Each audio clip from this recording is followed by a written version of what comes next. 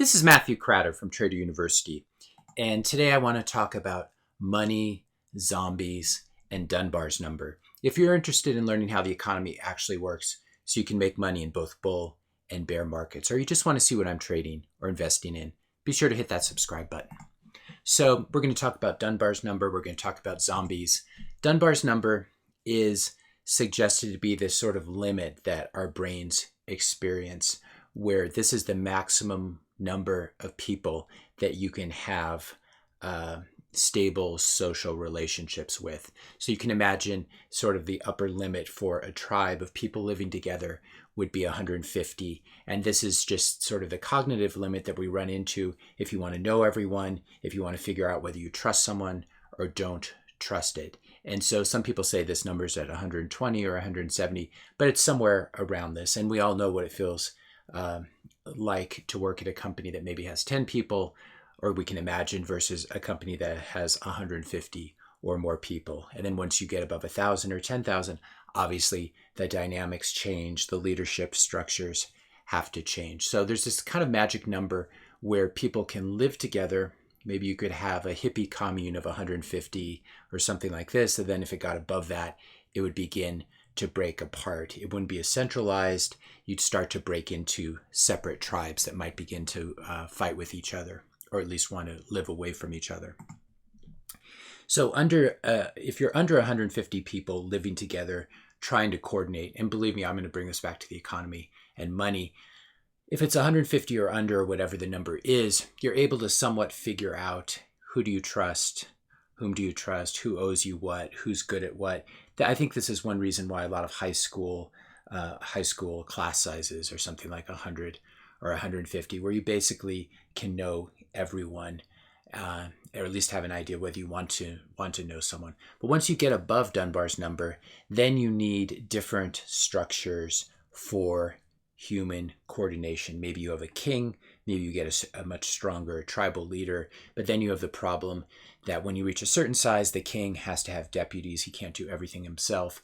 And so how do you pick good deputies? How does he or she pick good deputies? And so you run into this problem. And I think the classic example of it, and a really fun video, if you've never watched it, is this Milton Friedman video that's very old, about how to make how nobody knows how to make a pencil.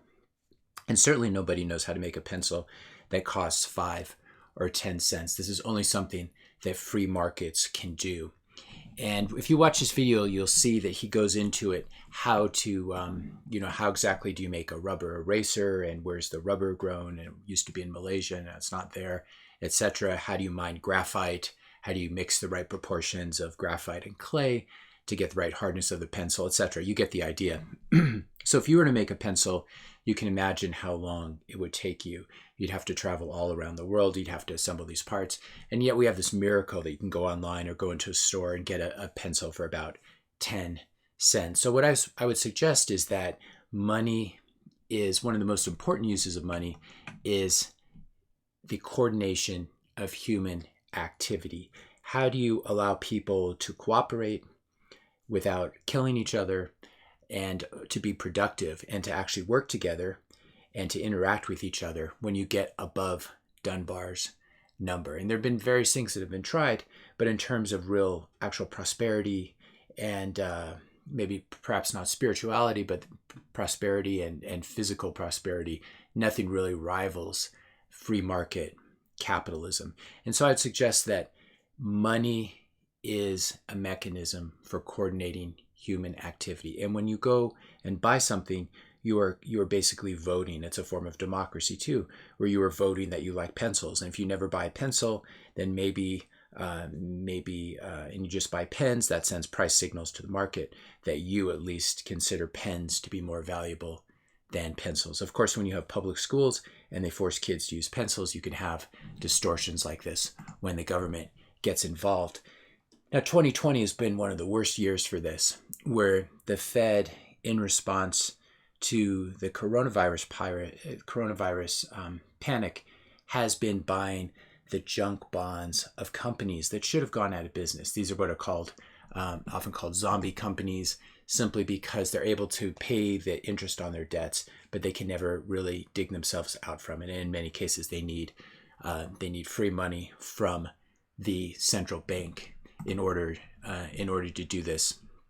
Another example of this sort of corruption and misallocation of resources would be the PPP loans, most of which are going to be forgiven.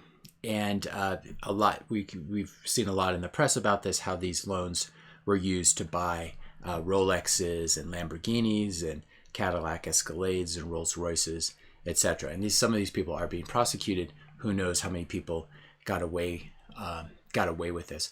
And so this is the problem when you have a central group like the Federal Reserve controlling money and working in coordination with the U.S. Treasury. You get a misallocation of resources, and you really mess with the DNA of the market, which is to coordinate human activity and to express individual preferences through their consumer choices.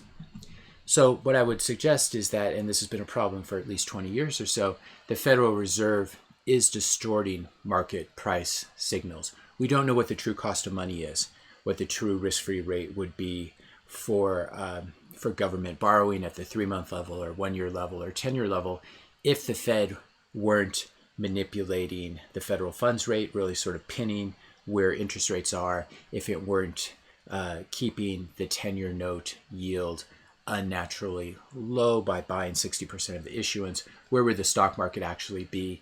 And how would capital be allocated across the economy if we did not have Fed manipulation?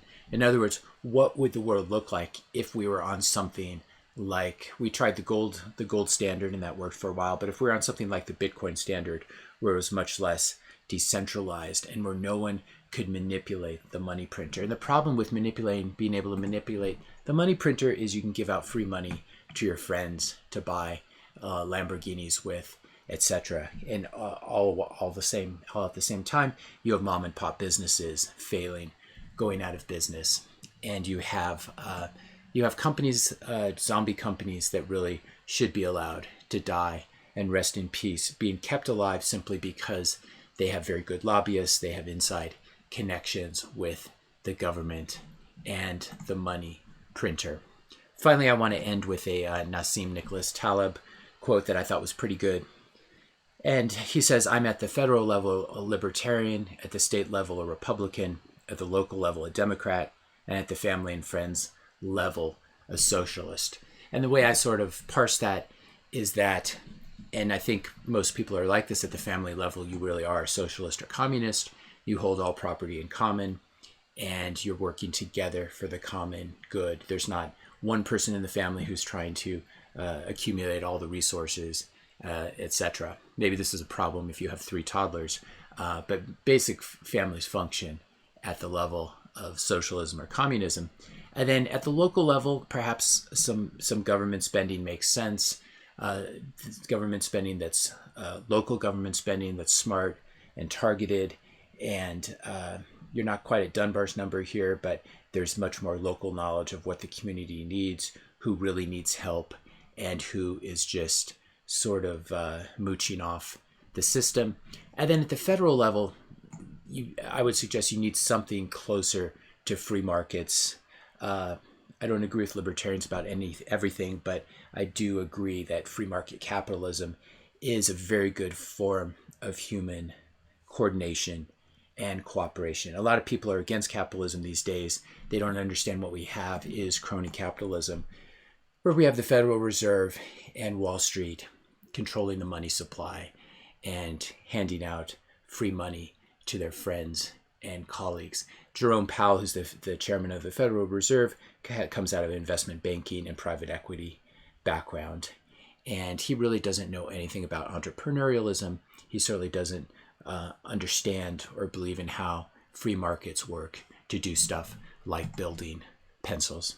If you found this video helpful, be sure to hit that subscribe and like button, hit the notification bell so you can be notified when my next video comes out. And definitely check out this Milton Friedman video. I don't agree with him about everything, but this is definitely a classic. And be sure to leave your questions and comments in the comment section below. Thanks a lot for listening, and I'll see you in the next video.